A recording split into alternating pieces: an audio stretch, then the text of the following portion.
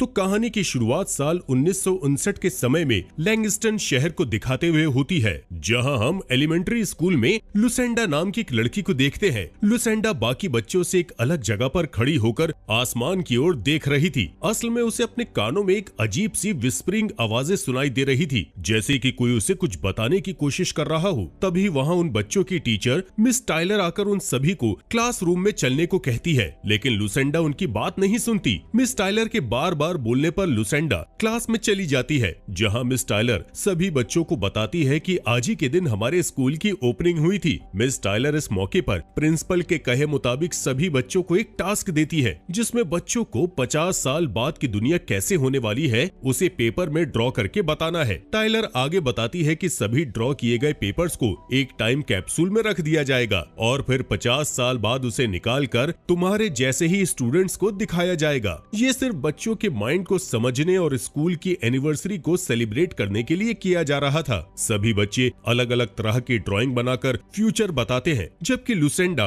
Whisper voices को सुनकर उनके बताए नंबर्स लिख रही होती है। ये विस्परिंग वॉइसेस उसे क्यों सुनाई दे रही थी, हमें एंड में पता चलेगा। इसके बाद ड्रॉ करने का टाइम आउट हो जाता है। तब मिस टाइलर सभी बच्चों से पेपर छीनने लगती है, जिसकी वजह से लुसेंडा अपने आखिरी नंबर नहीं लिख पाती। टाइलर को बड़ी हैरानी होती है कि लुसेंडा ने ड्राइंग करने की बजाय नंबर क्यों लिखे, लेकिन वो इस बात पर ज्यादा ध्यान नहीं देती। इसके बाद सभी पेपर को टाइम कैप्सूल में रख दिया जाता है और कैप्सूल को सेफ रख दिया जाता है। इसी दौरान मिस टाइलर लुसेंडा को बाकी बच्चों से दूर खड़ा देखती है, जहां लुसेंडा अच्छी तरह से कैप्सूल को घूर रही थी। तभी अचानक टाइलर देखती है कि लुसेंडा वहां से गायब हो गई है, इसलिए टाइलर और बाकी टीचर्स गार्ड के साथ मिलकर लुसेंडा को स्कूल में ढूंढने लगते हैं। तब टाइलर को स्कूल के बेसमेंट में लुसेंडा मिल जाती है। टाइलर उसकी फिंगर नेल से ब्लड आते देख घबरा जाती है। असल में लुसेंडा क्लोज डोर पर उन नंबर को लिख रही थी जो वो पेपर में नहीं लिख पाई थी। यहाँ लुसेंडा बहुत ज्यादा डरी हुई थी,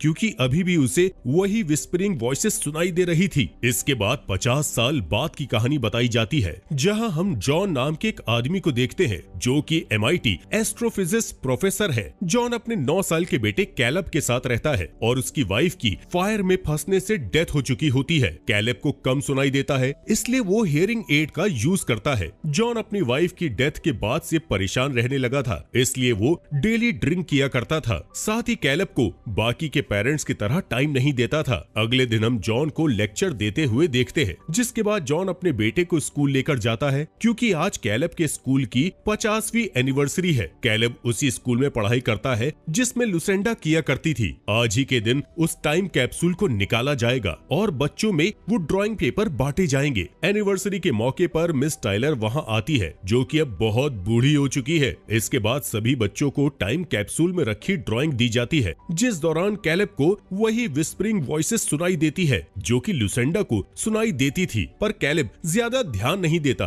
क्योंकि उसे लगता है कि ये आवाजें हियरिंग एड से आ रही हैं। तभी हम देखते हैं कि कैलेब को वही पेपर मिलता है जिसमें लुसेंडा ने अजीब नंबर लिखे थे। कैलेब उन नंबर्स को समझने लगता है, जिस दौरान उसे एक अनजान आदमी दिखाई देता है, जो अगले ही पल गायब हो जाता है। इसके बाद हम कैलेब को घर पर देखते हैं, जहां वो उस पेपर को अपने साथ लाया था। कैलेब अपने पिता को बताता है कि मुझे हियरिंग एड से अजीब आवाजें सुनाई दे रही थी, लेकिन जॉन इस बात पर कोई ध्यान नहीं देता, क्योंकि मशीन कभी कभी ऐसे ही आवाज करने लगती है। यहाँ जॉन जब उस पेपर को देखता है तो कैलेब को वापस स्कूल में रखने को कहता है। रात होने पर कैलेब अपनी माँ के वीडियो को देखता है और उन्हें गुड नाइट बोलकर सो जाता है। वहीं जॉन गेट पर खड़े होकर ये सब देख रहा था, इसलिए वो बहुत इमोशनल हो जाता है और ड्रिंक करने लगता है। तभी गलती से जॉन अपने गिलास को लुसेंडा वाले पेपर पर रख देता है, जिसकी वजह से पेपर गीला हो जाता है और सभी नंबर में से एक पैटर्न हाईलाइट हो जाता है। जॉन को अजीब लगता है, इसलिए वो उस पैटर्न को लिखकर उसका मतलब निकालने की कोशिश करता है। थोड़ी ही देर बाद उसे समझ में आ जाता है कि जो नंबर उसने लिखे हैं वो अमेरिका में हुए 9/11 वाले टेररिस्ट अटैक की डेट और उस अटैक में मरे हुए लोगों की गिनती को रिप्रेजेंट कर रहे हैं। यहाँ जॉन को लगता है कि शायद ये कोई इत्तेफाक है। इसके बाद जॉन सभी नंबर को अपने बोर्ड पर लिखकर उन्हें डिकोड करने लगता है, जिससे उसे पता चलता है कि जो नंबर उस पेपर में है वो पिछले 50 साल में हुए बड़े बड़े हादसों की डेट और मरे हुए लोगों की गिनती वाले नंबर्स हैं। तभी उसकी नजर उस डेट पर जाती है जिस डेट में उसकी वाइफ की डेथ हुई थी। इसके अलावा उसे फ्यूचर में होने वाले हादसों के भी पैटर्न नंबर दिखाई देते हैं, लेकिन वो नंबर्स को समझ समझ नहीं पाता। नेक्स्ट मॉर्निंग जॉन अपने बेटे को स्कूल छोड़ने के बाद सीधे अपने फ्रेंड फिल से मिलता है और उन सारे नंबर्स के बारे में उसे बताता है, पर फिल उसकी कोई बात को सीरियस न लेकर उसका मजाक उड़ाता है। इसलिए जॉन डिसाइड करता है कि वो अकेले ही उन नंबर्स को डिकोड करेगा। इसलिए जॉन सीधे मिस टाइलर के पास जाता है ताकि वो लुसेंडा के बारे में इंफॉर्मेशन निकाल सके। यहाँ मिस टाइलर जॉन को सारी बात बताती है और कहती है कि लुसेंडा बहुत घबराई हुई रहती थी, लेकिन किसी को इसका रीजन पता नहीं चल सका था। इसके बाद मिस टाइलर बताती है कि लुसेंडा ने कई साल पहले सुसाइड करके अपनी जान ले ली थी। जॉन को यहाँ से ज्यादा इन्फॉर्मेशन नहीं मिलती, इसलिए वो घर आ जाता है और जिस दौरान कैलेब को बाहर खेलते समय फिर से विस्परिंग वॉइसेस सुनाई देती है, तभी वहाँ वही अनजान आदमी कार लेकर आता है जो कि स्कूल में कैलेब को दिखा था। ये अनजान आदमी कैलेब को एक ब्लैंक स्टोन देकर चला जाता है। ये देख जॉन जल्दी से बाहर आता है, लेकिन तब तक वो अनजान आदमी जा चुका था। कैलेब जॉन को वो स्टोन देकर कहता है कि मैं उस आदमी को नहीं जानता। जॉन कैलेब को डांटता है कि उसे अनजान लोगों से दूर रहना चाहिए। इसके बाद जॉन लुसेंडा के बारे में नेट पर देखता है, जिस दौरान वहां उसकी सिस्टर आ जाती है। दोनों की बातों से पता चलता है कि जॉन अपनी वाइफ के जाने के बाद अपनी फैमिली से बात नहीं करता। रात में जॉन न्यूज देखता है जिसमें मौसम के खराब होने की खबर बताई जा रही थी। तभी जॉन उन नंबर्स को देखता है जिससे उससे पता चलता है कि कल की डेट में कोई हादसा होने वाला है जिसमें 81 लोगों की जान जाने वाली है। लेकिन ये हादसा कहाँ होगा जॉन को समझ में नहीं आता,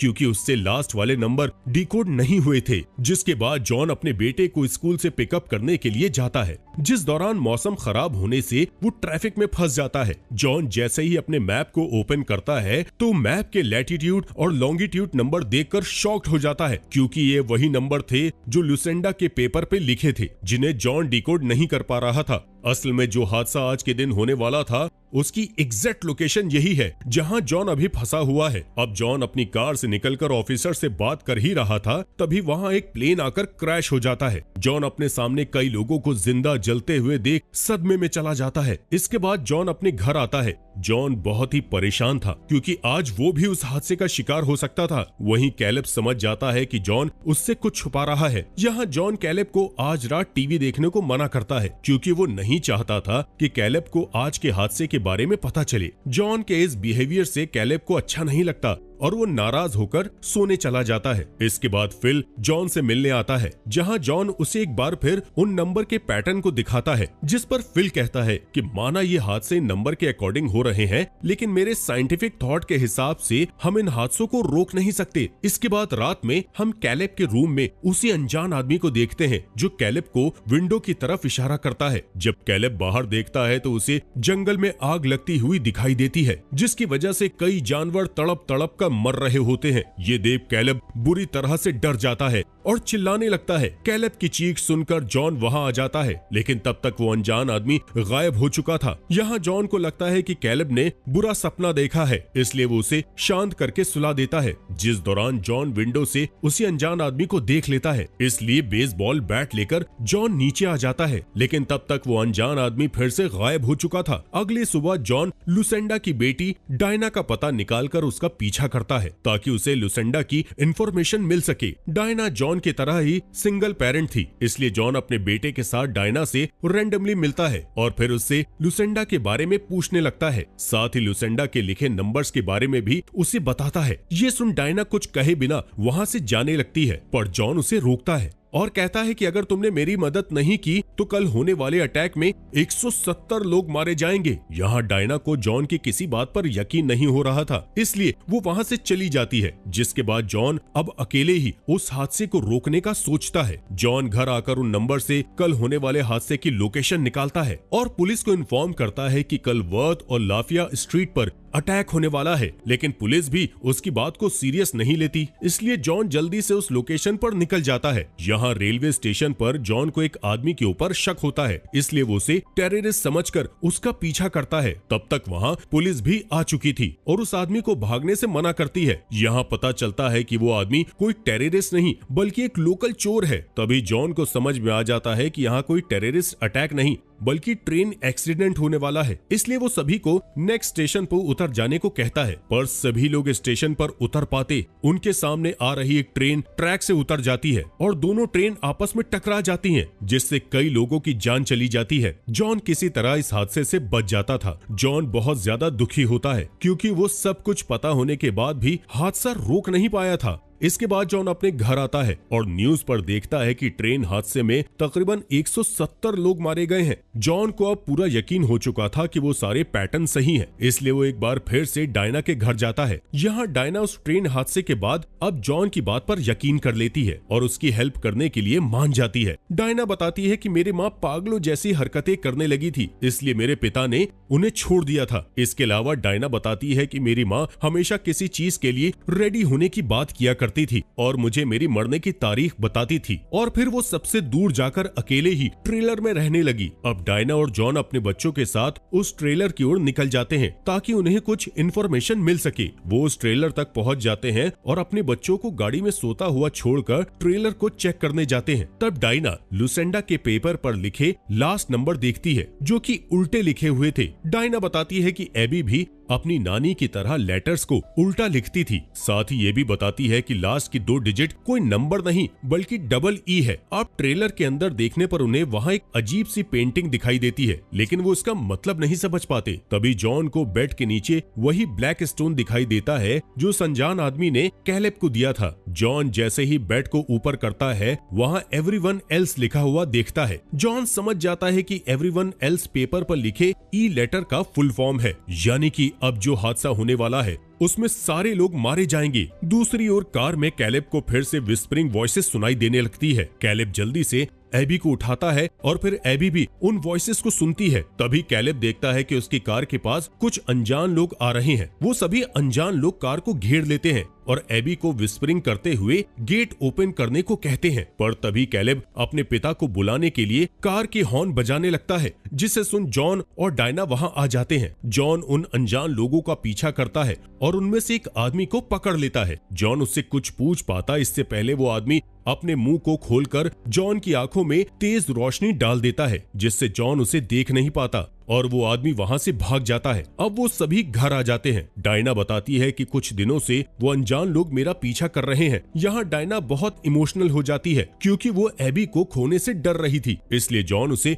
हक करता है और दिलासा देता है कि वो मिलकर सब ठीक कर देंगे। इसके बाद मॉर्निंग में जॉन देखता है कि एबी ने ट्रेलर में मिली पेंटिंग को कलर कर दिया है। इस पेंटिंग को देखकर जॉन समझ जाता है कि अब जो हादसा होगा वो सन से रिलेटेड होगा, इसलिए जॉन लैब में जाकर फिल से मिलता है और उसे अपने बनाए सन मॉडल को दिखाकर बताता है कि सूरज से निकलने वाली सन फ्लेयर्स पृथ्वी की ओजोन लेयर को खत्म कर देगी, जिससे सभी लोग मारे जाएंगे। साथ ही बताता है कि ये सुपर फ्लेयर बहुत पहले ही सूरज से निकल चुकी हैं और अब पृथ्वी की ओर बढ़ रही हैं। ये सुनकर फिल शॉक्ड हो जाता है। इसके बाद जॉन फिल को घर जाकर अपनी फैमिली के साथ रहने को कहता है। वहीं डायना भी लैब में जॉन की बातें सुनकर दुखी हो जाती है और रोने लगती है। डायना जॉन को बताती है कि मैंने अपनी माँ को हर बार पागल साबित किया, लेकिन वो सही थी और लोगों को बचाना चाहती थी। साथ ही जॉन को ऐसी केव के बारे में बताती है जहां जाकर वो छुप सकते हैं और हादसे से बच सकते हैं। इसलिए जॉन और डायना अपने बच्चों के साथ उस केव में जाने का प्लान करते हैं। कैलेब अपना सामान पैक कर रहा होता है कि तभी उसे विस्परिंग वॉइसेस सुनाई देने लगती है। वहीं जॉन अपने पिता को कॉल करता है और उन्हें भी सूरज से आने वाली सन फ्लेयर के बारे में बताता है। साथ ही वो उन्हें जल्द से जल्द जमीन के नीचे या किसी बेसमेंट में जाकर छुपने को कहता है। जिसके बाद जॉन कैलेब को देखता है जहां कैलेब उन विस्परिंग वॉइसेस को सुनकर लुसेंडा की तरह ही अलग पैटर्न में नंबर लिख रहा था। जॉन उसे होश में लाता है और फिर सभी वहां से केव के लिए निकल जाते हैं। तभी जॉन कैलेब के स्कूल पर रुकता है और स्कूल के बेसमेंट में जाकर लुसेंडा के लिखे लास्ट नंबर को ढूंढने लगता है, पर उसे वो कहीं नहीं मिलता। इसलिए वो उस गेट को ही निकालकर अपने घर ले आता है। असल में जॉन उस गेट का कलर निकालकर लुसेंडा के लिखे लास्ट नंबर को देखना चाहता था ताकि उसे पता चल सके कि अगले हादसे की लोकेशन कहाँ है। वहीं डायना बार बार जॉन को केव में चलने को कहती है क्योंकि उसे अपने बच्चे के लिए टेंशन हो रही थी। अब जॉन उसकी बात नहीं सुनता तो डायना दोनों बच्चों को लेकर वहाँ से निकल जाती है। वहीं जॉन को वो लास्ट नंबर मिल जाते हैं। इन नंबर से लोकेशन निकालने पर जॉन को पता चलता है कि लुसेंडा के घर की लोकेशन है। जॉन जब बाहर आता है तो देखता है कि डायना वहाँ से जा चुकी है। डायना के फोन में नेटवर्क भी नहीं थे, जिसकी वजह से जॉन से वो कांटेक्ट नहीं कर पाती।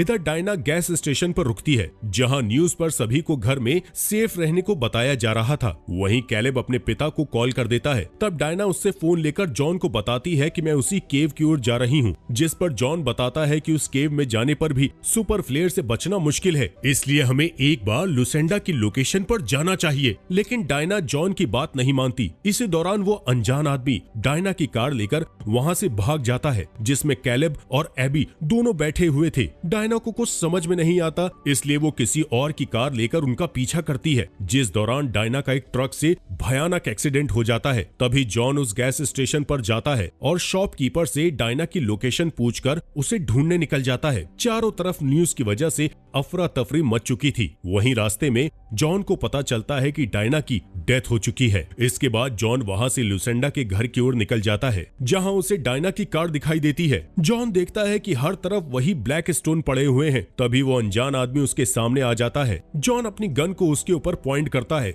और बच्चों के बारे में पूछता है, जिस दौरान वहां कैलेब आ जाता है और जॉन को ऐसा करने से रोक लेता है। तभी वहां एबी भी आ जाती है और फिर दोनों मिलकर उन अनजान लोगों के साथ जाने की बातें करते हैं, जिस पर जॉन उन लोगों से पूछता है कि आखिर वो कौन है। यहाँ हमें पता चलता है कि वो लोग इंसान नहीं बल्कि एलियंस हैं और उन्होंने ही लुसेंडा से बात करके सभी हादसों की डेट बताई थी, ताकि इंसानों की जान उन हादसों से किसी तरह बच जाए। पर जब तक जॉन को वो पेपर मिला तब तक बहुत देर हो चुकी थी। यहाँ कैलेब अपने पिता से आखिरी बार मिलता है, क्योंकि एलियंस कैलेब को और एबी को अपने साथ ले जा रहे थे। असल में एलियन ने दोनों को नई शुरुआत करने के लिए चुना था, जिसके बाद कैलेब अपने पिता को भी एलियन शिप में ले जाने लगता है। तब एलियंस कैलेब को बताते हैं कि सिर्फ चुने हुए लोग ही शिप पर आ सकते हैं, इसलिए जॉन अपने बेटे की भलाई के लिए वहीं रुकता है और फिर एलियंस अपने असली रूप में आके कैलेब और एबी को साथ ले जाते हैं। जिस दौरान बहुत सी शिप्स को हम पृथ्वी से आसमान में जाते हुए देखते हैं, जिससे पता चलता है कि एलियंस ने कैलेब और एबी के साथ साथ और भी बच्चों को चुना है। इधर जॉन अपने बेटे के जाने के बाद